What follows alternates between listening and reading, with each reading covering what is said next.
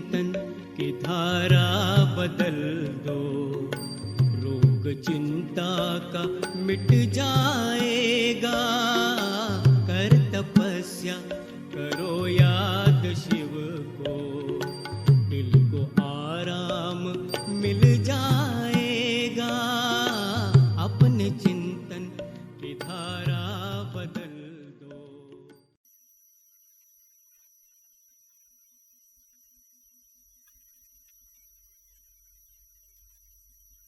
ओम शांति। तो आज जो हमारे आदरणीय देवी भ्राता आपके सामने बैठे हैं, भगवान भाई, और आप किचन डिपार्टमेंट में 25 वर्षों से समर्पित हैं। आज आपके लिए विशेष क्लास कराएंगे कि व्यर्थ और परचिंतन से मुक्ति हमको कैसे मिले। ओम शांति। ओम शांति। तो आज का टॉपिक है व्यर्थ चिंतन और परचिंतन से मुक्त। वैसे ही अभी बाबा ने अव्यक्तवाणी में हमें इशारा दिया, अब हमें एवरेडी बनना है, नष्ट मोहा बनना है। और ये बनने के लिए क्या करना है? जो हमारे पास समय का खजाना है, इस खजाना को व्यर्थ नहीं गंवाना है।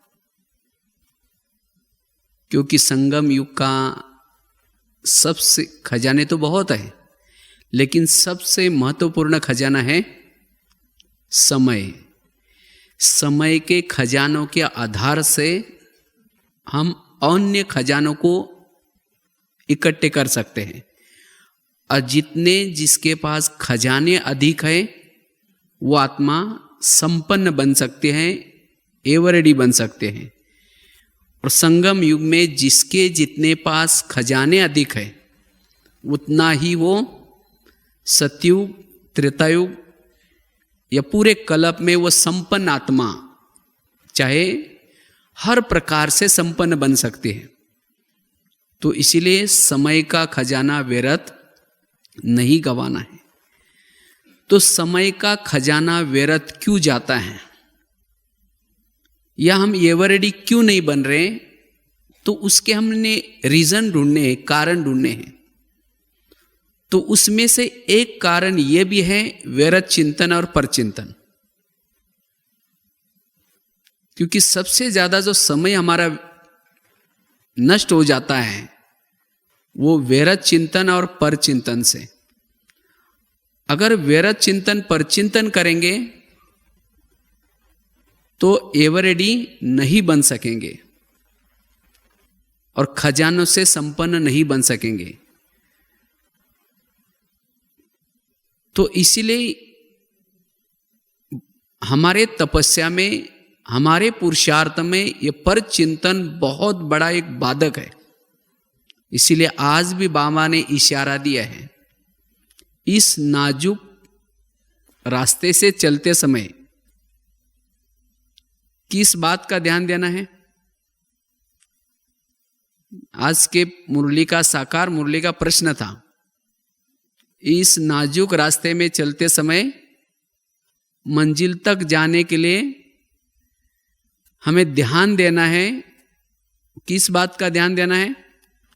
कोई भी फालतू बातें, परचिंतन वाली बातें, जिसको बाबा ने बड़ा कड़ा शब्द यूज किया था, शैतानी बातें जो करता है, उसके साथ मित्रता नहीं करनी है, ना सुनने हैं ना सुनाने हैं। इससे आपका समय बचेगा, इससे आप योग युक्त भी बन सकते हैं। नहीं तो कई भाई बहनों का एक क्वेश्चन होता है, हमारा योग लगता ही नहीं, योग में माया आते हैं। तो योग की माया कौन सी है? जो सारा दिन परचिंतन किया, परचिंतन की बातें सुनी, वही बातें मन और बुद्धि को परम धाम में एकाग्र होने नहीं देती। अंतर्मुखी बन करके परमात्मा चिंतन करने नहीं देती। यह है माया। तो इसीलिए अगर योगी बनना है, योग की अनुभूति करनी है, तो इस पर चिंतन से हमें बचना है। ये हमें अंदर ही अंदर खोखला करता है।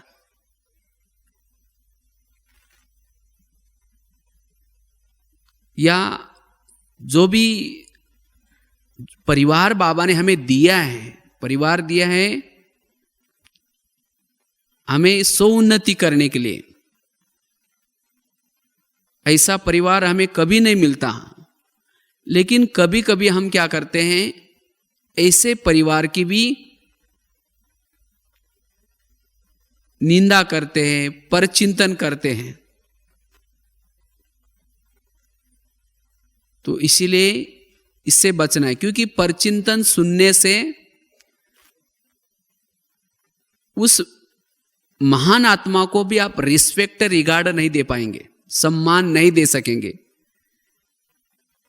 और उसके संग का स्वोन्नति के अर्थ में आनंद नहीं ले सकेंगे। इसीलिए बाबा कहते हैं बच्चे, इस पर चिंतन की बातों से बच करके रहो। पर चिंतन करने से कई गुणों की क्षति हो जाते हैं, कई गुण हमारे से गायब हो जाते हैं। जो परचिंतन करता है वो अंतर्मुखी नहीं बन सकता, और अंतर्मुखी योग का फाउंडेशन है। जो अंतर्मुखी नहीं, वो योगी नहीं बन सकता, वो परमात्मा चिंतन, आत्मचिंतन नहीं कर सकता। क्योंकि परचिंतन है बाह्यमुखी करने वाली बातें, बाहर मुक्ता में लेके जाने वाला है। इसलिए हमें परचिंतन को छोड़ना है, इससे हमारा टाइम बहुत बचेगा। नहीं तो कई भाई बहने बोलते हैं हमको टाइम ही नहीं मिलता योग लगाने का, हमें पुरुषार्थ करने का टाइम ही नहीं मिलता। उनका टाइम कहां जाता है? टाइम जाता है परचिंतन में। इसलिए हमें परचिंतन की बातों को छोड़ना है। परचिंतन करने से सम्मान का जो गुण है, रिस्पेक्ट का गुण है, वो भी नष्ट हो जाता है। परचिंतन करने से एकाग्र चित्त भी नहीं बन सकेंगे। परचिंतन करने से गुणग्राही नहीं बन सकेंगे। हम जो ग्राहक है, हम ग्राहक गुणों के ग्राहक हैं, न कि अवगुणों के। इसीलिए हमें इससे बचना है। और परचिंतन करने वालों को बाबा तो कई बार बहुत ही कड़े शब्दों में कहते हैं, परचिंतन करना अर्थात जैसे कोई कोयला खरीद करता है, कहाँ कोयले का व्यापारी और कहाँ हीरे का व्यापारी। परचिंतन करना अर्थात कोयले का व्यापारी बनना। और कोयले में कोई ज्यादा इनकम तो होती नहीं। जो कोयला लेता है उसका खुद का मुंह भी काला और दूसरे का भी मुंह काला। अर्थात जो परचिंतन करता है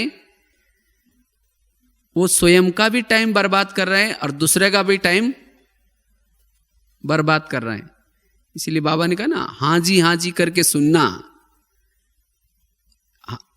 आप कर नहीं रहे, किसी की बुराई नहीं कर रहे, लेकिन कोई बुराई कर रहा है उसमें आप हाँ जी कर रहे हैं, ये भी आधा पाप के भागी है। इसीलिए हमें क्या करना है, इससे बचना है।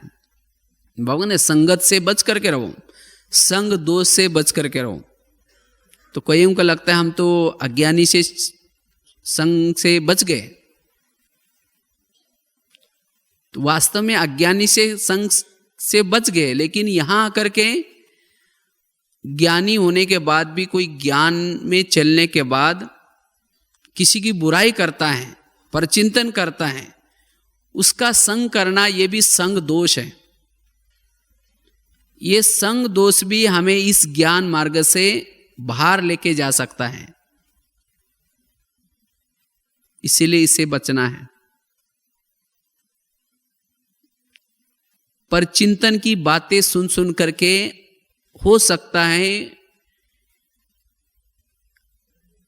बाबा के प्रति या कोई बहनों के प्रति या जो भी आपके निमित्त है उसके प्रति आपकी नफरत और ईर्ष्या भी पैदा हो सकती है। और जब परचिंतन करते करते धीरे धीरे पहले तो उनसे रूठेंगे जिसका परचिंतन करते हैं, और धीरे धीरे फिर बाबा से भी रूठ जाएंगे, उनके द्वारा मुरली भी नहीं सुनेंगे, तो ज्ञान से बाहर चले गए। इसीलिए परचिंतन करना कितना बड़ा खतरा है। इसीलिए बाबा कहते हैं इस नाजुक रास्ते से चलते समय इस बात का ध्यान रखो। हमने तो कई ऐसे भाई बहने देखे हैं,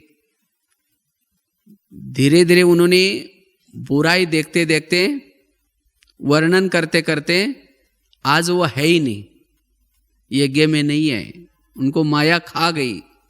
क्यों? परचिंतन। ये बहुत बड़ी माया है, क्योंकि जो सारा दिन परचिंतन करता है वो सभी के अवगुण ही देखता रहेगा।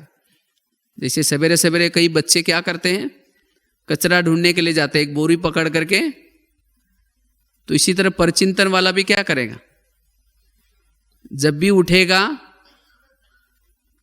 सभी से क्या करेगा, कचरा इकट्ठा करेगा। तो इसलिए हमें कचरा इकट्ठे करने वाले नहीं है, लेकिन ज्ञान रतन। परचिंतन करने वालों को किसी का भी अवगुण नजर नहीं आया, गुण नजर नहीं आता। किसी के अंदर का बाबा ने उसका गुण देख करके उसको ज्ञान में लाया है, लेकिन किसी का भी उसको गुण नजर नहीं आएगा, सबके अवगुण नजर आएंगे, कहेंगे ये भी खराब है, हाँ ये भी ठीक नहीं, ये भी ऐसा है। इसीलिए बाबा कहते हैं गुणग्राही बनो। और जो अवगुण देखता है, परचिंतन करता है, हमेशा तनाव में रहता है। शंकाएं, कुशंकाएं, ईर्ष्या, घृणा, नफरत, ये सब बच्चे पैदा हो जाते हैं। परचिंतन करने वालों को ये सब बच्चे पैदा हो जाते हैं। ईर्ष्या आएगी, घृणा आएगी, नफरत भी होगी। जो अवगुण देखता है उसके सामने अगर किसी की महिमा करेंगे, आप वो कहेगा अरे आप उसकी महिमा कर रहे हैं, हाँ वो इतना खराब है, वो ऐसा है, और आप उसकी महिमा करते हैं। वो कभी भी किसी की महिमा नहीं सुन सकता। इसीलिए बाबा कहते बच्चे इस अवगुण को क्या करो, छोड़ो। तब जा करके समय जो हमारा जो व्यर्थ जा रहा है संगम का, इस समय हमारा बच जाएगा और हम प्रभु चिंतन, आत्मचिंतन करके एवरेडी बन सकेंगे। पर चिंतन वाला कर्म योगी नहीं बन सकता, क्योंकि जो बातें सुनी हैं उसका वो चिंतन करता रहेगा और उसको बार बार आएगा कि अभी मैं ये किसको सुनाऊं। जो बातें उसने सुनी है किसी से, वो बातों का ही क्या करेगा, वो चिंतन करेगा, मुरली भूल जाएगा वो। पर चिंतन जो करता है वो मुरली की बातें उसके बुद्धि में नहीं ठहरेगी। अगर उसको पूछेंगे मुरली में आज क्या कहा, वरदान क्या था, सुना और बाहर गया, खत्म। क्योंकि एक म्यान में दो तलवार नहीं रह सकेंगे, एक तो चलेगा सोचिंतन या एक तो चलेगा परचिंतन। इसीलिए हमें परचिंतन की बातों से क्या करना है, मुक्त बनना है। और जो परचिंतन का चिंतन करता रहता है इसे व्यर्थ बातों का, वो उसको डाइजेस्ट में नहीं होगा, क्योंकि आत्मा का भोजन है गुण। आप अगर किसी के गुण देखे वो आपको डाइजेस्ट होंगे, उससे आत्मा की हेल्थ बन जाएंगी, आत्मा में पावर आएगी। लेकिन अगर आपने अवगुण देखे हैं तो अवगुण से आत्मा कमजोर बनती है, क्योंकि आत्मा के अवगुण देखना ये कोई भोजन नहीं है। जैसे शरीर का भोजन, आपने अगर शरीर का भोजन खाएंगे तो उसे शरीर को ताकत आएगी। अगर भोजन से विपरीत कोई चीजें खाएंगे तो क्या हो जाएगा? ताकत आएगी। वो डाइजेस्ट भी नहीं होगा, फिर उल्टी करेंगे उसको। जो शरीर के विपरीत भोजन खाएंगे, जो भोजन शरीर का नहीं है वो खाएंगे तो डाइजेस्ट नहीं होगा, तो क्या करेंगे? उसको उल्टी करेंगे। और उल्टी करने के लिए कहाँ जाते हैं ना? जैसे किसी को वोमिटिंग आते हैं तो क्या ढूंढता है वो? उसको चैन भी नहीं आएगी। जिसको जो अगर उल्टा सुल्टा भोजन खाया है वो इधर उधर करता रहेगा, उसको नींद नहीं आएगी और उठ करके क्या करेगा? वो उल्टी करेगा। जब जो चीजें खाए वो बाहर जाएगी तब जाकर के उसको शांति से नींद आएगी। इसी तरह जो परचिंतन करता है, जो सारे दिन दूसरे की अवगुण बुराई देखता है, उसका वो अंदर से अंदर चिंतन करता है और चिंतन करने से वो बातें उसको डाइजेस्ट नहीं होगी, उसको सुख और शांति से नींद नहीं आएगी। वो क्या करेगा? फिर वोमिटिंग करेगा। और वोमिटिंग करने के लिए क्या ढूंढेगा? Wash basin. वॉश बेसिन अर्थात कान। कान का आकार कैसे है? वॉश बेसिन की तरह है। और हर एक के वॉश बेसिन फिक्स होते हैं, 2-3। वहां जाकर के वो उल्टी करेगा तब जाकर के उसको नींद आएगी, चैन होगी। और वो भी क्या करेगा? जो सुनने वाला भी अपना वॉश बेसिन को आगे करके उसको ध्यान से सुनेगा। हाँ, और क्या हुआ? तो जिसने सुना वो भी खराब और जिसने सुनाया वो भी खराब।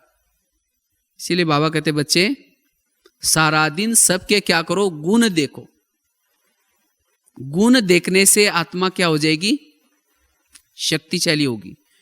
अगर हम किसी का परचिंतन करते हैं, ये ऐसा है, ये ऐसा है, इसका मतलब ड्रामा के ऊपर हमारा निश्चय नहीं है। अगर कोई परचिंतन करता है इसका मतलब ड्रामा के ऊपर उसका निश्चय नहीं है। सीधी बात है। क्योंकि संसार में जो कुछ चल रहा है सब ड्रामा प्लान अनुसार चल रहा है। हर आत्मा जो पार्ट बजा रहे हैं वो ड्रामा प्लान अनुसार बजा रहे हैं। इसका मतलब उसका ड्रामा के ऊपर निश्चय नहीं है, उसका कर्म गति के ऊपर निश्चय नहीं है, उसका बाबा के ऊपर भी निश्चय नहीं है। क्योंकि खेल किसने बनाया? बाबा ने बनाया। जिसने बनाया वो तो निश्चिंत बैठा है और हम कहते हैं कि ये ऐसा क्यों करता है, हाँ ये ऐसा क्यों कर रहे हैं। तो इसीलिए हमें इससे क्या करना है? बचना है। मालिक बैठा है ऊपर, चाहे सेंटर का मालिक, चाहे यज्ञ का मालिक या सृष्टि का मालिक, वो कौन है? बाबा है। वो बैठा है। तो इसीलिए हमें कोई भी प्रकार की जो एक्टिविटी चल रहे, जो बातें चल रहे, उसके बारे में चिंतन करके ना हमें अपनी वृत्ति को खराब करनी है, ना किसी को सुना करके उसके वृत्ति को, उसके भावना को खराब करनी है। क्योंकि जब ये बातें हम चिंतन करते हैं किसी की बुराई की, तब हमारी वृत्ति बन जाते हैं और जैसी वृत्ति वैसा हमारा व्यवहार बन जाता है। इसीलिए हमारे आपस में व्यवहार क्यों बिगड़ते, उसका कारण है परचिंतन। और हमारा योग का आधार भी भावनाएं हैं। अगर एक दूसरे के प्रति भावनाएं खराब करेंगे, कोई स्थान के प्रति भावनाएं खराब करेंगे, भावनाएं बिगड़ी, योग बिगड़ा। फिर कहेंगे तो पहले जब आए थे तो योग बहुत अच्छा लगता था, लेकिन अभी पता नहीं क्या हो गया। पहले जब आए थे और किसी का परिचय भी नहीं था, बस बाबा को देख के आए थे, बाबा की बातें सुनते थे और उसका ही चिंतन करते थे।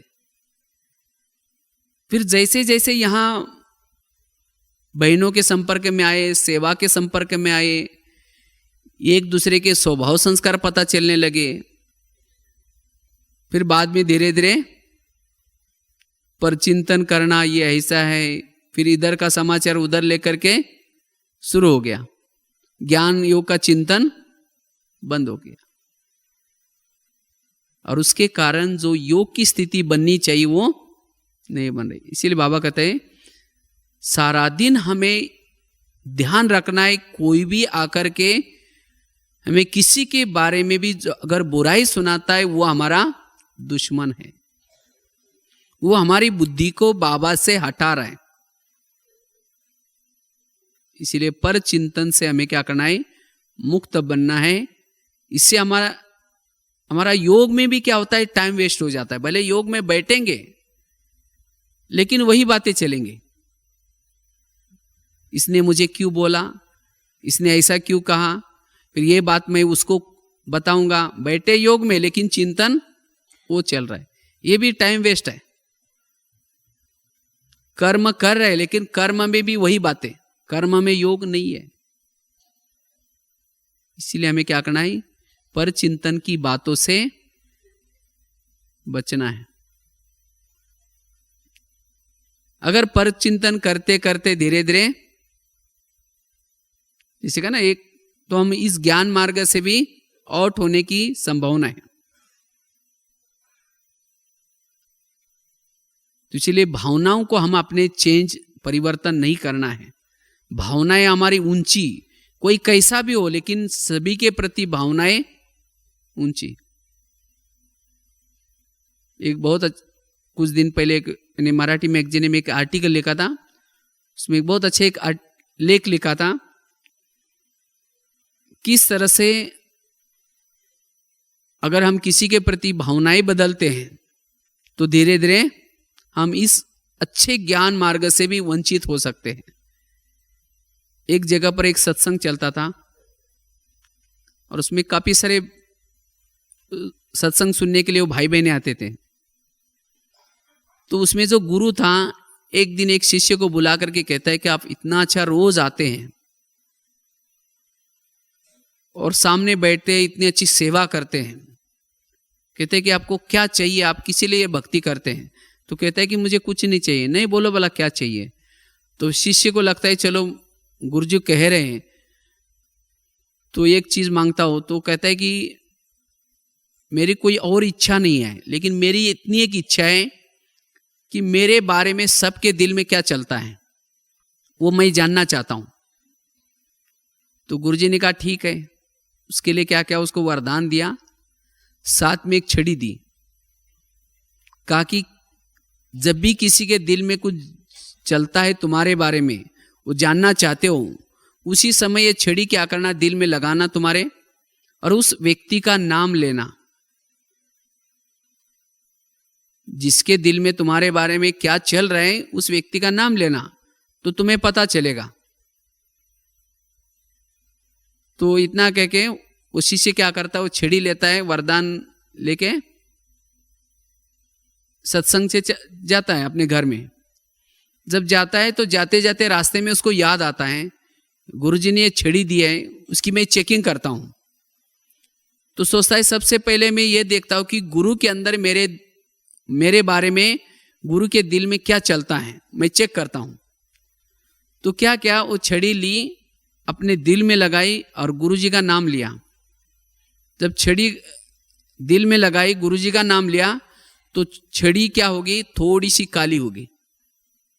जब छड़ी काली होगी तो शिष्य को लगता है अरे गुरु के अंदर मेरे बारे में कालापन है, तो फिर गुरु को गुरु बना करके क्या फायदा।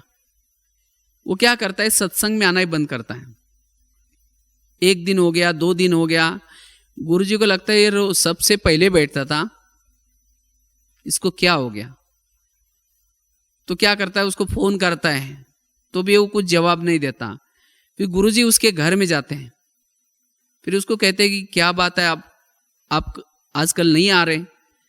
तो शिष्य कहते हैं कि नहीं, थोड़ा सा काम है, घर में थोड़ा मेहमान आते हैं, थोड़ी मेरी तबीयत थोड़ी ढीली है और थोड़ा क्या दुकान नया नया खोला इसीलिए थोड़ा प्रॉब्लम है। तो गुरुजी ने कहा कि पहले आप 6 साल से आते थे, चाहे तबीयत खराब हो चाहे मेहमान है, आपको इतनी नसीहत थी, रोज आते थे, क्या बात है लेकिन अभी? नहीं ऐसी कोई बात नहीं कहा कि जरूर कुछ बात है। तो शिष्य कहता है कि आपके अंदर मेरे बारे में कालापन है, इसके कारण मैं नहीं आता हूं। तो गुरुजी ने कहा कि अच्छा मेरे अंदर कालापन है तुम्हारे बारे में, लेकिन तुमने देखा कि तुम्हारे अंदर कितना कालापन है?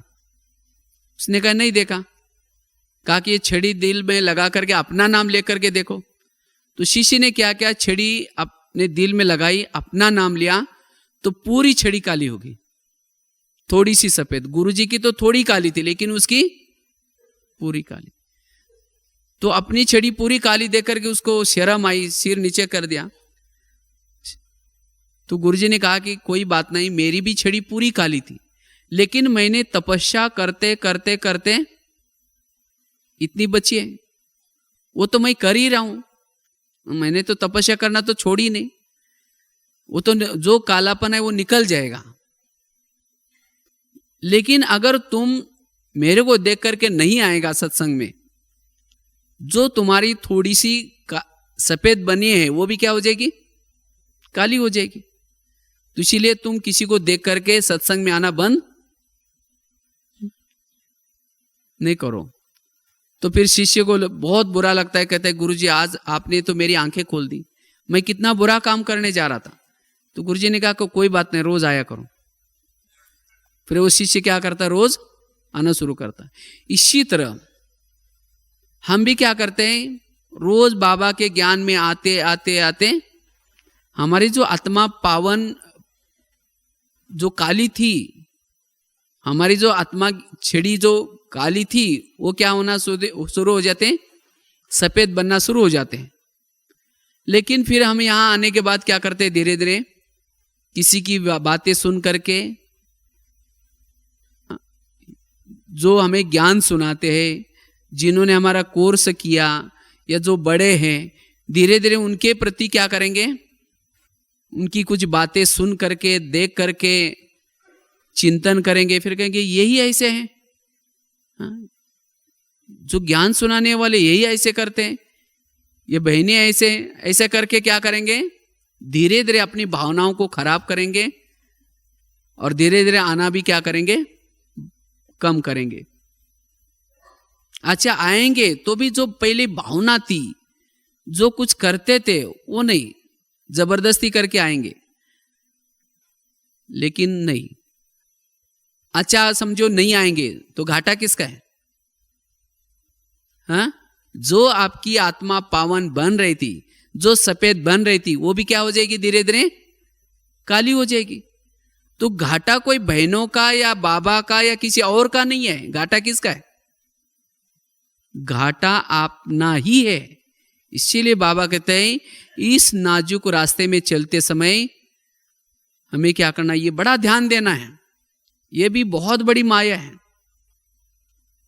इसीलिए ऐसी अगर कोई बातें सुनाता है उससे हमें दूर रहना है, नहीं तो यही बातें हमें ज्ञान से बाहर लेके जा सकते हैं, भावनाओं को खराब कर सकते हैं। अच्छा जिसकी कमी आप देख रहे हैं, जिस बहन की या जिस भाई की या कोई सेंटर की कमी देख रहे हैं, उन्होंने तो ज्ञान छोड़ा नहीं ना, वो तो योग लगा रहे, पुरुषार्थ कर रहे, तपस्या कर रहे, वो तो जो कालापन है वो तो निकल जाएगा, लेकिन हमारा अपना ही घाटा है। अच्छा उनका थोड़ा कालापन देखा, लेकिन उनकी जो सफेद छड़ी थी वो नहीं देखी। आज वो कितने साल से ज्ञान में चल रहे, आज उन्होंने कितने लोगों को ज्ञान सुना करके कितनी दुआएं कमाई होंगी, तो वो सफेद जो छड़ी इतनी लंबी थी वो नहीं देखी, थोड़ा सा दाग वो देख लिया। इसीलिए बाबा कहते हैं हर आत्मा में कोई ना कोई अवगुण तो होता है, नहीं तो बाबा को आने की क्या जरूरत है? अगर सभी संपन्न होते, सभी गुणवान होते तो बाबा के आने की जरूरत है क्या? इसीलिए बाबा कहते हैं ना किसी के अवगुण नहीं देखो, इसलिए कहते हैं निर्गुण हारे में कोई गुण नहीं। इस दुनिया में हर आत्मा में कोई ना कोई विशेषता भी होते हैं, कोई ना कोई गुण भी होते हैं। तो हमें विशेषता को देखना है, गुणों को देखना है, ना कि अवगुणों को। इसलिए जितना हम इस माया से बचे रहेंगे उतना हम टाइम हमारा बच जाएगा। नहीं तो जैसे वो समाचार पत्र होते ना, आज की न्यूज क्या है, इसी तरह कभी कभी हम क्या करते हैं, कोई वैरत देखते हैं, फिर एक ने देखा दूसरों को सुनाया, जैसे न्यूज फैला रहे हैं। क्योंकि ये वैरत बातों से वायुमंडल खराब हो जाता है। जितना वैरत का चिंतन करते हैं उतना वायुमंडल खराब हो जाता है। तो हम बाबा के यज्ञ में सहयोगी हैं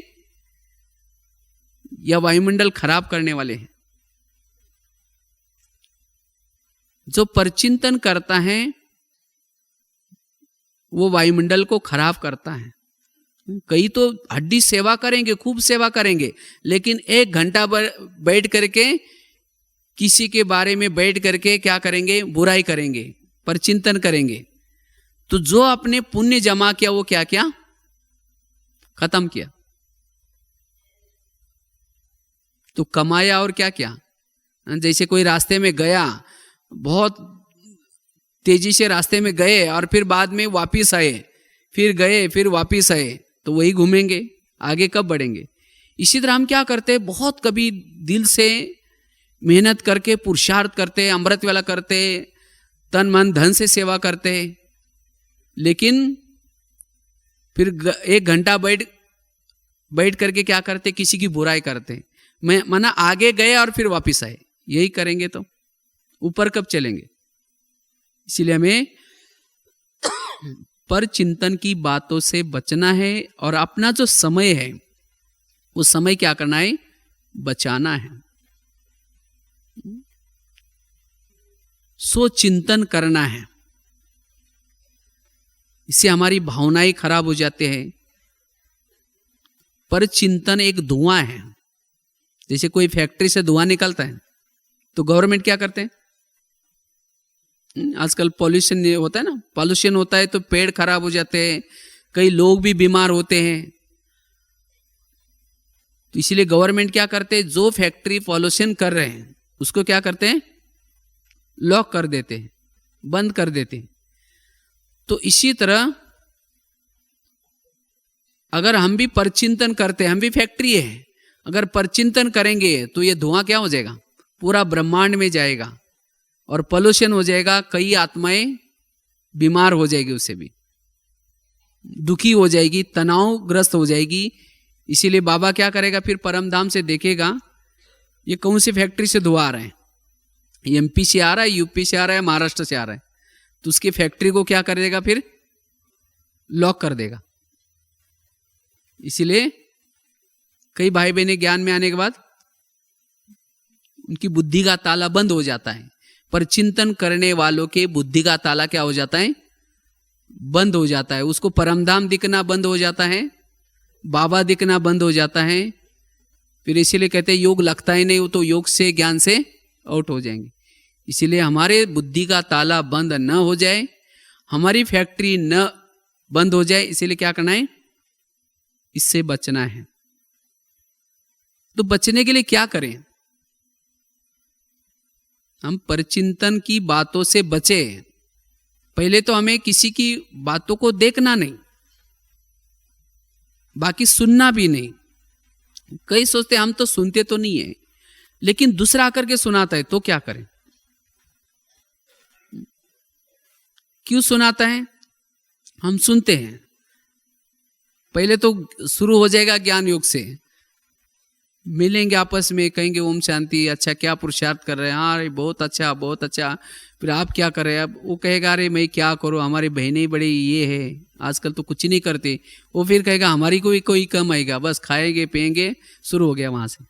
हाँ, फिर हमारी बहनें ऐसे है, वो भाई ऐसा है, फिर हमारी भाभी ऐसा है, पति ऐसा है। फिर 1 घंटा तक क्या करें।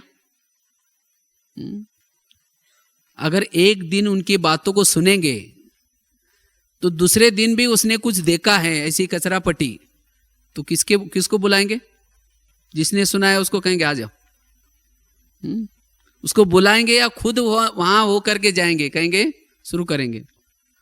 तो इसीलिए हमें क्या करना है, इसकी प्रैक्टिस करनी है। ये तो बहुत बड़ी बीमारी है परचिंतन सुनना, ये कन रस है। जिस कान में अमृत डाला है उस कान में जहर नहीं डालना है। जिस कानों से बाबा के महावाक्य सुने और उस कान के द्वारा किसी की बुराई सुन रहे, तो क्या हो जाएगा? अगर जहर में अमृत में अगर थोड़ा जहर डाल दो तो क्या हो जाएगा? खराब हो जाएगा वो। इसी तरह ये बुद्धि हमारा एक मटका है और इसी मटके में अगर व्यर्थ बातें डाली, सब जो मुरली सुनी भूल जाएगी, धारणा में नहीं आएगी। इसीलिए हमें क्या, इन बातों से बचना है। अगर कोई सुनाता भी है तो उस समय एक प्रैक्टिस करो, अपना सिर को पकड़ के रखो, हाँ भी नहीं करो ना भी नहीं करो। अगर सिर को पकड़ के रखेंगे तो जबरदस्ती थोड़ी सुनाएगा। हम क्या करते हैं, सिर हिलाना शुरू करते हैं पहले शुरू। हाँ, जब सिर हिलाना शुरू करते हैं तो उसको लगता है उसको अच्छा लग रहा है, सुन रहा है। अगर आप सिर को पकड़ के रखेंगे, हाँ भी नहीं करेंगे ना भी नहीं करेंगे, उसको लगेगा ये कहीं जिसकी बातें सुना रहा है उसको बता तो नहीं दे, ये भी उसे मिला हुआ, इसीलिए वो चुप हो जाएगा तुरंत। लेकिन हम कहते हैं हाँ अच्छा, आपके साथ भी ऐसा किया, मेरे साथ भी ऐसा किया था उसने। हाँ, तो उसको लगता है अच्छा ये भी उसके साथ भी उसकी बनती नहीं, फिर शुरू करें ये अपना ठीक है। और मित्रता उनकी बनती है जो आपकी परचिंतन की बात, व्यर्थ बातें जो सुनता है, वो दोनों की क्या हो जाते हैं, मित्रता बनते हैं। फिर घूमेंगे चलेंगे, चलते फिरते वही चिंतन चलेगा। बाबा कहते हैं चलते फिरते ज्ञान की चर्चा करो। तो ऐसे की मित्रता हमें नहीं करनी है। इसीलिए संगम युग का जो हमारा जो टाइम वेस्ट हो जाता है इस बातों से जाता है। इसीलिए आज बाबा ने बहुत अच्छा ये इशारा दिया, समय को बचाने के लिए, समय के खजानों को बचाने के लिए, ये वर्डी बनने के लिए आज हमें प्रतिज्ञा करना है कि आज से हम किसी का भी परचिंतन नहीं करेंगे। उसके लिए ये अभ्यास, अगर कोई सुनाता है तो उसकी महिमा करना शुरू करो। वो उसकी बुराई सुना रहा है, वो ऐसा है, वो नहीं वो बहुत अच्छा है, मेरे साथ तो बहुत अच्छा व्यवहार करता है। जिसका वो परचिंतन कर रहा है दूसरा, आप उसकी महिमा करेंगे, उसको अच्छा लगेगा। ये बहुत बड़ी सेवा है। इसीलिए बाबा का ने कहा ना, रहम दिल बनो। रहम दिल बन करके क्या करो, दूसरे का भी, दूसरा अगर कोई करता है तो उससे भी छुड़ाओ। तो हाँ जी करके उसको सुनना नहीं है। नहीं तो जा भी रहे तो उसको कहेंगे बैठो ना, चाय पानी पी के जाओ ना, बताना और क्या हुआ। उसको चाय पानी भी पिलाएंगे। अगर ऐसी बातें सुनाने वाला कोई घर में आता है तो दरवाजा बंद कर दो। उसको बोलो कि क्या है, मेरे को थोड़ा टाइम है, नहीं है आज, कहीं भले झूठ बोलो उसमें तो भी चल जाएगा, बहुत अच्छा है, ताकि आपकी भावना तो खराब नहीं होगी किसी व्यक्ति के प्रति। इसीलिए हमें भावनाओं को बदलना, खराब नहीं करना है। जिसने हमें क ख सिखाया है, कई क्या करते हैं, अपनी जो मुरली सुनाने वाली बहनें हैं या जो भी कुछ सीनियर भाई बहनें, उनकी भी बुराई करते हैं। अगर उनकी बुराई करेंगे तो आप कभी भी मुरली के पॉइंट्स कैच नहीं कर सकेंगे। अगर किसी के प्रति आपकी बुराई है, उसके प्रति परचिंतन करते हैं, भावना खराब है, तो उसकी बातों को आप सुन नहीं सकेंगे। मुरली को भी कहेंगे ये खुद तो करते नहीं और दूसरे को सुनाते रहते, तो बाबा की बातों को भी नहीं सुन सकेंगे। इसीलिए बाबा कहते हैं बच्चे हर आत्मा के प्रति भावनाएं ऊंची रखो। कहते हैं ना, मुख में राम बगल में चूरी। आपस में मिलेंगे, उसकी बुराई करेंगे और वो अचानक जब सामने आते हैं तो कहेंगे अभी हम आपको याद कर रहे थे। तो कैसा है, इसीलिए बाबा कहते बच्चे, और उनको ओम शांति भी करेंगे जबरदस्ती, इतना कोई अंदर से दिल से ओम शांति नहीं निकलेगा। और ऐसे का जो परचिंतन करता है उसका योग हमेशा उसके साथ लगा रहता है। वो क्या कर रहा है, किसके साथ बात कर रहा है, वो क्या क्या काम कर रहा है। वो अच्छा भी करेगा, कुछ अच्छी सेवा भी करेगा, तो भी उसकी अच्छाई दिखाई नहीं पड़ेगी, हमेशा बुराई दिखाई पड़ेगी। इसीलिए बाबा कहते बच्चे, ये अवगुणों का जो चश्मा पहना है वो निकाल दो, तब ये दुनिया बड़ी अच्छी लगेगी। जो अवगुण देखते हैं सारा दिन, पर चिंतन करते हैं, वो उनको इस दुनिया में रहना बड़ा अच्छा नहीं लगेगा। बाबा कहते हैं बच्चे ये रेडी बनो। कई बोलते बाबा हमें उठा करके लेके जाओ, हम तैयार हैं, लेकिन तैयार ऐसे तैयार नहीं है। लेकिन ये अवगुण दे करके, परचिंतन दे करके इस दुनिया से थके हुए, उसको येवरेडी नहीं कहेंगे। येवरेडी अर्थात जिसकी आत्मा की ज्योति सदा जागृत है, जिनके अंदर गुण है, जो सत्युग के देवी देवता की तरह उनकी चलन है, उसको कहेंगे येवरेडी। तो ऐसे येवरेडी बनने के लिए हम अपना टाइम को वेस्ट नहीं करें। हम अपना स्वधर्म में रहने का, अपने ओरिजिनल गुणों में रहने का अभ्यास करें। लेकिन वो वही रह सकता है जो सारा दिन परचिंतन की बातों से बचता है। वही स्वमान में रह सकता है, वही स्वधर्म में रह सकता है, वही अपनी आत्मा को देख सकता है, वही अंतर्मुखी बन सकता है, और वही अपने अंदर के आत्मा में लगे हुए दाग को देख करके उसको परिवर्तन कर सकता है। नहीं तो आजकल क्या है, दूसरे को देखने की आदत लगी है। घर में भी अगर आप खाना खाएंगे, अगर कोई सामने आता है खाना खाने के लिए, तो देखेंगे उसके थाली में क्या क्या है। जो आपके थाली में वही उसके थाली में, लेकिन दूसरे की थाली देखने की आदत। और जो दूसरों को देखता है वो कभी भी सुखी नहीं रह सकता। दूसरों को देखने वालों को, एक मुरली में बहुत कड़ा शब्द बाबा ने यूज किया था। बाबा ने कहा कि अवगुण देखने वालों को कहेंगे कौवा। कौवा क्या करता है? गंदगी इकट्ठा करता है, गंदगी खाता है। कोई जानवर मरता है, वहां जाकर के बैठ करके गंदगी खाता है। तो हमें हंस बनना है या कौवा बनना है? देखो स्कूल कॉलेज में दिखाया जाता है, सरस्वती माँ किसके ऊपर बैठे हैं? हंस के ऊपर बैठे हैं। वास्तव में कोई हंस के ऊपर बैठती नहीं थी, ये भी प्रतीक है। अगर छोटा बच्चा भी जाकर के हंस के ऊपर बैठ जाएगा, वो हंस तो चिल्लाना शुरू करेगा, और सरस्वती माँ बैठेगी तो ये दिखाया जाता है विद्या उसके बुद्धि में बैठते हैं जो हंस है।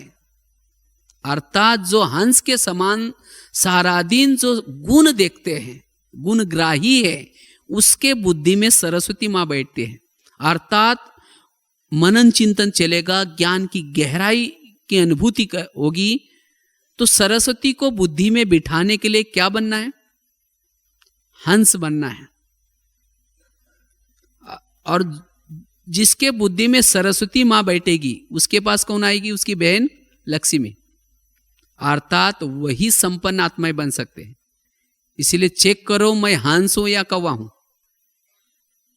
और हमें कभी भी कौवे के संगत में नहीं जाना है, कौवों से बच करके रहना है। कौवों की क्या होते हैं? दृष्टि भी, जो कौवा होता है वो दृष्टि में चंचलता होते हैं। जब कौवा पेड़ पर बैठेगा, उसकी नजरों में एकाग्रता नहीं होगी, वो इधर उधर देखता रहेगा। तो इसी तरह जो अवगुण दृष्टि वाला है, वो इधर उधर देखता रहेगा, कौन क्या कर रहा है, ये क्या कर रहा है, वो क्या कर रहा है, उसकी एकाग्रता नहीं होगी। और जो हंस है वो एकाग्रचित होगा, वो कुछ नहीं देखेगा और साइड सीन नहीं देखेगा। इसीलिए बाबा कहते बच्चे क्या बनो? हंस बनो। और कौवे की वाणी भी कैसी होते? कर्कश वाणी अच्छी लगते। तो इसी तरह अगर जो अवगुण देखते हैं उनके संग में जाएंगे तो क्या हो जाएगा? कौवा क्या करता है, बराबर कोई ना कोई गंदगी करके चला जाता है और मार दूसरा खाएगा, दूसरा पंछी। तो इसी तरह अगर ऐसे संग में रहेंगे जो परचिंतन करते, बुराई करते, लेकिन फंसे हम जाएंगे। इसीलिए बाबा कहते बच्चे ऐसे के संग से बच करके रहे। भले वो ज्ञान में चलते हैं, लेकिन अगर अवगुण देखते, आपको किसी की बुराई सुनाते, ऐसे के संग से हमें बचना है। ये इतनी पावर हो आपके अंदर, जो अगर वो किसी की बुराई सुनाता भी है तो उसको समझाओ, अरे कोई बात नहीं, बाबा कहते ड्रामा है, हर आत्मा का अपना अपना पार्ट है, आप उसकी बुराई क्यों करते? आप बुराई नहीं करो, बस अगर आप बुराई करेंगे मैं आपके संग में कल से नहीं आऊंगा। तो इस तरह से इतनी पावर अगर आपके पास है तो आप उसको, कौवे को भी हंस में परिवर्तन कर सकते हैं, लेकिन वो तो बड़ा मुश्किल है, इतनी पावर चाहिए।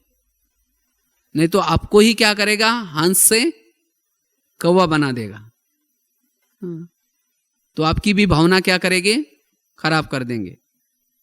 किसी के बारे में अगर आपकी भावनाएं ऊंची है तो आपको सब सुनाएंगे, अरे या ऐसा होता है, वैसा होता है। अगर आपने उन बातों को सुना तो जब जिसके बारे में आपको सुनाया, जब वो व्यक्ति सामने आया, तुरंत आपको याद आएगा, अच्छा ये ऐसा है। तो अगर किसी के प्रति आपकी वृत्ति खराब हो गई, वृत्ति कैसी खराब हो गई, बातें सुनने से, सुना, चिंतन किया और वृत्ति बन गई, और वृत्ति से वाइब्रेशंस बन जाते हैं। जैसी हमारी वृत्ति होगी वैसे वाइब्रेशंस बन जाते हैं। तो इसीलिए वाइब्रेशंस हमारे खराब हो जाते हैं। क्यों? क्योंकि वृत्ति खराब है। अगर एक बार किसी के प्रति आपकी वृत्ति खराब हो गई, उसको परिवर्तन करना बहुत समय लगेगा। इसलिए वृत्ति में कोई भी निगेटिव बातें हमें नहीं डालनी है। और ये तो हमारी कोई मिसअंडरस्टैंडिंग होती है या गलत फहमी होती है, और उस गलत फहमी के कारण, शंका कुशंका के कारण हम वृत्ति को क्या करते हैं, खराब करते हैं। इसीलिए इस नाजुक रास्ते में चलते, क्योंकि हम तो संगठन में रहते हैं। अब जैसे यहाँ काफी सारे भाई बहने रहते हुए भी हम लोग, मैंने ये जो छड़ी वाली कहानी आपको सुनाई, सदा ही हमने उसको याद रखी है, और उसके कारण यहाँ रहते हुए भी हर आत्मा के प्रति भावनाएं ऊंची, और जिसके कारण ज्ञान का चिंतन यहाँ रहते हुए भी, सब में रहते हुए भी ये ज्ञान का चिंतन, मनन चिंतन कर सकते हैं। तो इसी तरह हमें भी अपने जीवन में उन्नति अगर करनी है, अपना टाइम ज्ञान योग में लगाना है, तो इस बातों से हमें क्या करना है, बचना है। कोई भी प्रकार के व्यर्थ समाचार हमें ना सुनने हैं, ना किसी को सुनाने हैं। जो कुछ हो रहा है सब बाबा देख रहा है, बाबा बैठा है, बाबा का यज्ञ है। तो हमें उन बातों को सुन करके औरों को पास ऑन नहीं करना। अगर सुनी भी है किसी की गलत बातें या देखी भी है, उसको क्या करो, वही पेट में डाइजेस्ट करो, इधर उधर नहीं फैलाओ। तो ये पुरुषार्थ हमारा बहुत जरूरी है। इससे हमारा टाइम वेस्ट हो जाता है। इसके लिए एक बहुत अच्छा एक कहानी सदा हमने याद रखी थी। एक जैसे एक शिष्य था, गुरुजी के पास जाता है, तो गुरुजी ने उसको पूछा, एक शिष्य था वो भगवान जी के पास जाता है, तो भगवान को कहता है कि भगवान मैं जीवन में बहुत आगे बढ़ना चाहता हूँ, मैं बहुत उन्नति करना चाहता हूँ। कहते हैं कि मुझे जीवन में सुख चाहिए, शांति चाहिए। भगवान ने कहा अच्छा, बहुत सारी इच्छाएं लेकर के वो गया था भगवान के पास। तो भगवान ने कहा ठीक है, तुम्हारी सभी इच्छा पूर्ण होगी, मैं तुम्हें वरदान देता हूं उसके लिए, लेकिन साथ में कहते हैं मैं तुम्हें 2 थैले देता हूं।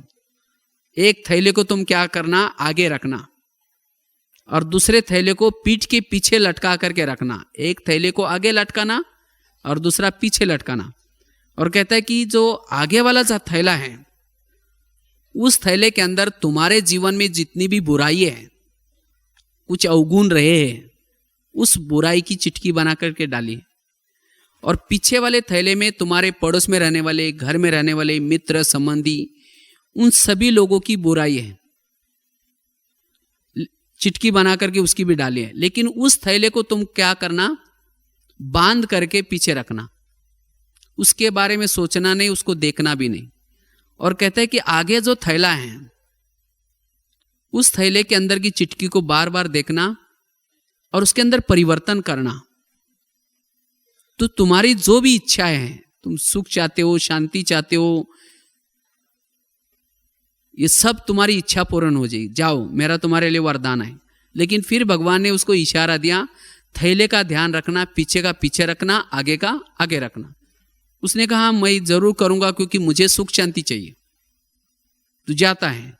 कुछ साल के बाद वो व्यक्ति उन बातों को भूल जाता है और क्या करता है, पीछे का थैला आगे करता और आगे का थैला पीछे करता है। जैसे उसके थैले उल्टे हो गए, उसके वरदान भी उल्टे हो गए। वो दूसरे की बुराई को देख करके, खोल करके सोचता है, चिंतन करता है, फिर औरों को भी जाकर के सुनाता है। तो कुछ समय के बाद वो व्यक्ति दुखी हो गया, अशांत हो गया।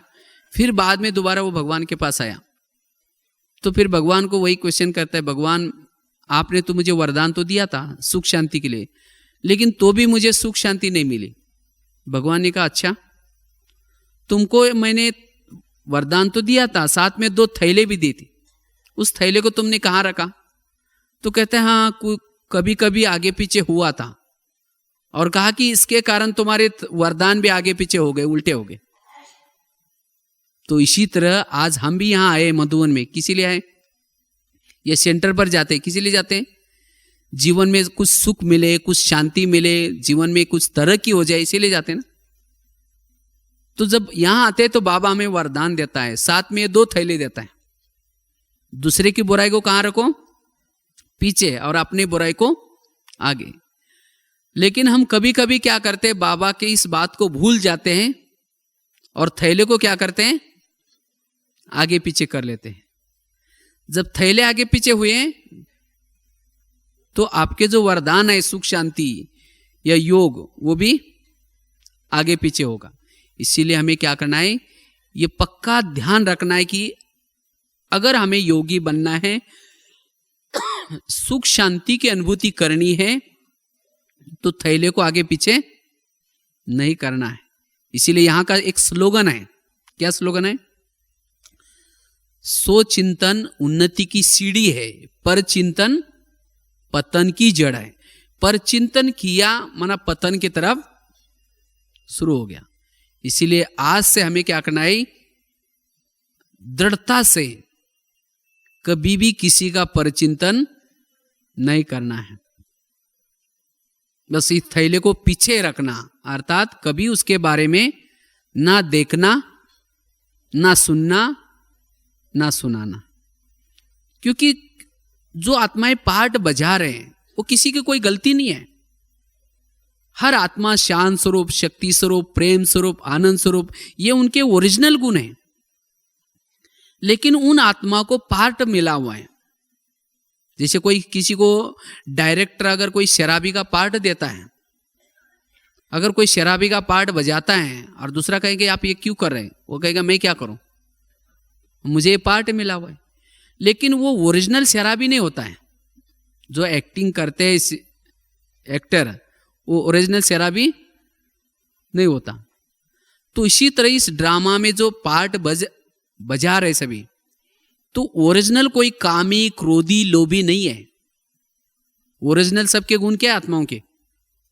शांत स्वरूप, आनंद स्वरूप, शक्ति स्वरूप, प्रेम स्वरूप।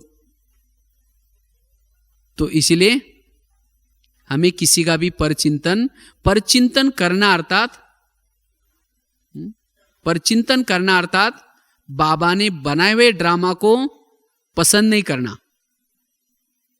ये बाबा ने ठीक नहीं बनाया, और बाबा ने इतना अच्छा बनाया है, इसीलिए बार बार यही रिपीट होता है। इसीलिए किसी का भी परचिंतन नहीं करना है। अगर परचिंतन करके फिर योग लगाएंगे, योग नहीं लगेगा। आप समझो प्रैक्टिकल बात है, किसी के घर में जाओ, उनके बच्चे भी बैठे हैं और बाप भी बैठा है, और बच्चों को कहेंगे ये तो बच्चा ठीक नहीं, ये तो नालायक है, ये तो ऐसा है वैसा है, उसको उसकी ग्लानि करेंगे, और बाप को कहेंगे आप कितने अच्छे हैं, आप बहुत अच्छे हैं, तो बाप को अच्छा लगेगा? किसी बच्चे की ग्लानि की है और बाप की महिमा कर रहे, बाप को अच्छा लगेगा? नहीं लगेगा, क्योंकि हर माँ बाप को अपना बच्चा प्यारा होता है। इसी तरह सारा दिन कहेंगे बहन ऐसे, वो भाई ऐसा है, वो ऐसा करता है वैसा करता है, और शाम को आकर के लाल लाइट लगा करके गीत बजा करके कहेंगे मीठे बाबा, प्यारे बाबा, आप शांति के सागर, दया के सागर। बाबा कहेंगे तुम यहां से भाग जाओ। तो बाबा को अच्छा लगेगा? फिर कहते योग लगता ही नहीं, योग में बाबा प्यार नहीं करता। तो योग में बाबा अगर प्यार नहीं करता, जरूर दाल में कुछ काला है। इसी तरह जितना जैसा बाबा का हर आत्मा के प्रति प्यार है, वैसा हमारा भी हर आत्मा के प्रति प्यार हो। एक के प्रति नफरत है, ईर्ष्या है, और एक के प्रति अच्छी भावना है, वो भी नहीं। हर आत्मा के प्रति हमारा स्नेह प्यार हो। और ये ईर्ष्या नफरत ये क्यों पैदा होते हैं? परचिंतन सुनने से, भावना खराब करने से। इसीलिए बाबा ने कहा कि इस नाजुक रास्ते में, इसमें एक बहुत अच्छा शब्द था, निरंतर आगे बढ़ने के लिए। कभी कभी हम इस पुरुषार्थ मार्ग में थक क्यों जाते हैं? ये निगेटिव बातों का चिंतन करके, परचिंतन बातों का चिंतन करके थक जाते हैं, और फिर हमारा पुरुषार्थ क्या होता है? ठप हो जाता है। फिर अमृत वाला भी ठीक नहीं होगी, और जब अमृत वाला ठीक नहीं तो सारा दिन देहाभिमान। बाबा ने अभी मुरली जो चलाई, बाबा ने कहा अगर वैरत चिंतन चलता है, यह भी आपका क्या है? देहाभिमान है। परचिंतन चलता है, यह भी आपका देहाभिमान है। तो इसलिए कर्मातीत वालों की निशानी है, जो आत्म अभिमानी स्थिति में रहते हैं उसकी एक निशानी है, उसको किसी की भी बुराई नजर नहीं आएगी। अगर बुराई नजर आती है तो आप कर्मातीत से काफी दूर हैं। तो इसलिए हमें यह पुरुषार्थ करना है कि आज से बाबा हम किसी का भी परचिंतन नहीं करेंगे। जैसे आप बाबा का हर आत्मा के प्रति प्यार है, वैसा हमारा भी प्यार हो। अगर परचिंतन करेंगे, घाटा किसका? हमारा अपना है। जिसका परचिंतन करेंगे उसका भगत बनना पड़ेगा। बाबा कहते हैं हमने तो भक्ति छोड़ी सबने भक्ति। ज्ञान मार्ग में चलने के बाद पहले भक्ति मार्ग में क्या करते थे? कीर्तन करते थे, भजन करते थे। अभी तो नहीं करते ना? करते नहीं करते। वो स्थूल रूप में तो छोड़ा, लेकिन अगर परचिंतन करते, वो भी हमारा भजन कीर्तन है। वो भजन कीर्तन में क्या होते हैं? 2-4 जन इकट्ठे होते हैं, और 2-4 जन इकट्ठे होकर के क्या करेंगे? कोई देवी का क्या करेंगे? एक जन टाल बजाएगा, एक जन डपला बजाएगा, एक जन गाएगा। इसको कहते हैं कीर्तन भजन। तो इसी तरह अगर ज्ञान में चलने के बाद वो स्थूल में डपला तो नहीं बजाएंगे, लेकिन अगर 2-4 जन इकट्ठे बैठ करके कोई बहन का या भाई का, वो बहन ऐसी है, दूसरा कहेंगे हाँ वो मेरे साथ भी ऐसा किया, तीसरा कहेंगे हाँ ऐसा ही होता है, माना एक जन टाल बजा रहे, एक जन डपला बजा रहे, एक जन, ये भी क्या हो गया? ये भी कीर्तन भजन मंडली। अगर संगम युग में 1 घंटा अगर बैठ करके ऐसा किसी बहन का भाई का परचिंतन करेंगे, तो कर्मों की इतनी गुह्य गति है। उसी भजन मंडली वालों को जब द्वापर युग में जन्म लेते लेते जाएंगे, तो द्वापर युग में जाने के बाद उसी देवी का मंदिर जहां होगा वहां जाकर के जन्म लेकर के 1 जन्म तक उस देवी का कीर्तन भजन गाना पड़ेगा, महिमा गानी पड़ेगी। यह है कर्म गति। जिन्होंने संगम युग में किसी का परचिंतन किया, वही जाकर के भक्ति मार्ग में जिसका परचिंतन किया उसके भगत बन जाएंगे। तो आपको लगेगा कि हमने तो उसकी बुराई की, लेकिन उसकी बुराई नहीं हुई, उसके लिए तो और अच्छा हो गया, 4-5 भगत मिल गए, तो आप तो घाटे में गए। तो शिव बाबा के भगत बनना है या कोई देवी के भगत बनना है? अगर 2-4 जन बैठ करके अगर बाबा का चिंतन करेंगे, बाबा के ज्ञान की चिंतन करेंगे, आप भगत तो बनेंगे, लेकिन शिव के भगत बनेंगे। तो शिव के भगत बनना अच्छा है या कोई देवी के भगत बनना है? शिव के भगत बनना है। इसीलिए हमें पर चिंतन को क्या करना है? विदाई देनी है। और हर आत्मा के प्रति अच्छी भावना रखनी है। तो ये हमें क्या करना है? इस नाजुक रास्ते में चलते समय ये संकल्प लेना है, तब हमारा समय का खजाना बचेगा, ज्ञान का खजाना बचेगा, शक्तियों का खजाना बचेगा। क्योंकि इसी एक समय का परचिंतन करने से समय नष्ट हो गया, शक्तियां नष्ट हो गई, ज्ञान भी नष्ट हो गया, कई खजाने अपने खोखले हो जाएंगे। इसीलिए एक अगर इससे बचेंगे तो कई खजाने बच जाएंगे और हमारी आत्मा अभिमानी स्थिति बनेगी और हम एवर रेडी बन सकते हैं। क्योंकि समय बड़ा तेजी से जा रहा है, तो इसलिए हमें जो समय को बर्बाद करेगा, समय भी उसको बर्बाद करेगा। जो समय का महत्व रखेगा, समय भी उसका महत्व रखेगा। इसीलिए संगम युग का हमें अनमोल समय बर्बाद नहीं करना है। हमें तो कितने सारे काम है, विकर्म विनाश करना है, भक्तों को संदेश देना है, कितने सारे काम है। अगर इन पर चिंतन में हम टाइम वेस्ट करेंगे तो हम ये सब काम कब कर सकेंगे? इसीलिए बाबा ने कहा कि अब नहीं तो कब नहीं। इसीलिए एक एक दिन हमें क्या करना है? सोच चिंतन में बिताना है। अगर किसी का परिचिंतन गलती से किया तो बाबा को सॉरी मांगो, बाबा मैंने उस आत्मा का परिचिंतन किया, मेरे को माफ करना, मैं कल से कभी ऐसा काम नहीं करेंगे। तो ऐसे हमें क्या करना है? जो आपको कहानी और एग्जाम्पल भी सुना है, इसको भी याद रखेंगे। कभी भी थैला आज से पीछे का थैला आगे नहीं करेंगे। और हाँ जी करके अपने कान में उल्टी किसी की, अगर कोई उल्टी करने का उसको बोलो उधर करो, मेरे कान में नहीं करो। ठीक है? ओम शांति।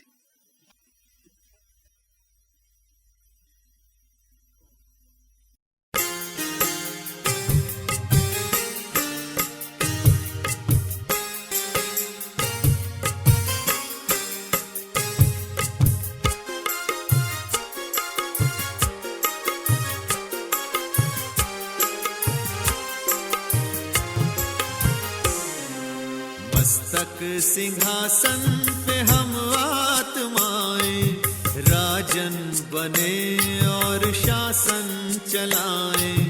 कर्मेंद्रियां कर्मचारी हमारी, भ्रिकुटी बीच दरबार अपना सजाएं। मस्तक सिंहासन पे हम आत्माएं, राजन बने और शासन चलाएं।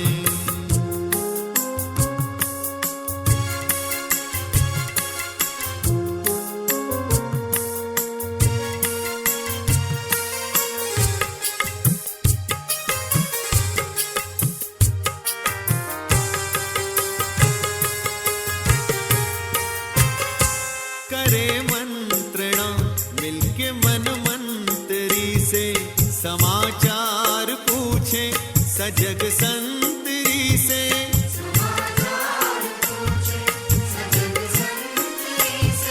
बड़ी सावधानी से इस राजधानी को माया की छाया से पल पल बचाएं। मस्तक सिंहासन पे हम आत्माएं, राजन बने और शासन चलाएं। कर्मेंद्रियां कर्मचारी हमारी, त्रिकुटी बीच दरबार अपना सजाएं।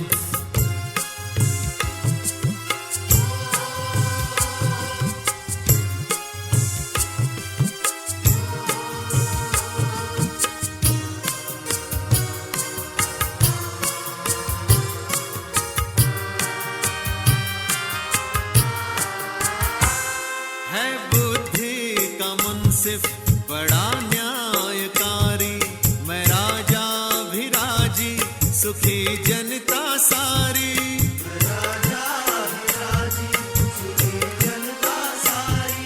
सुसंस्कारों की जो सेना सजग हो, तो दुर्गुण के दुश्मन से धोखा न खाए। मस्तक सिंहासन पे हम आत्माएं, राजन बने और शासन चलाएं। कर्मेंद्रियां कर्मचारी हमारी, त्रिकुट बीच दरबार अपना सजाएं।